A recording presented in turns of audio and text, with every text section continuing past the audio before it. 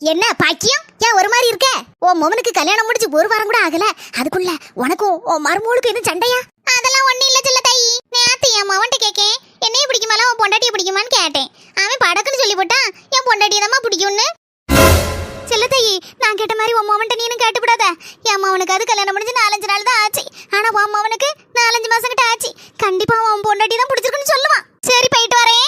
எம்மா ஏல என் மக்கா, உனக்கு என்ன ரொம்ப பிடிக்குமா, உன் பொண்டாட்டிய ரொம்ப பிடிக்குமா? இதுல என்னமா சந்தேகம்? ஒன்னதாமா ரொம்ப பிடிக்கும். சின்ன பொண்ணு, நானும் எங்க அம்மையும் பேசிட்டு இருந்தத நீ கேட்டிருப்பன்னு நினைக்கேன். ஆமாங்க கேட்டேங்க. உனக்கு ஒன்றும் வருத்தம் இல்லையாமா? எதுக்குங்க வருத்தப்படணும்?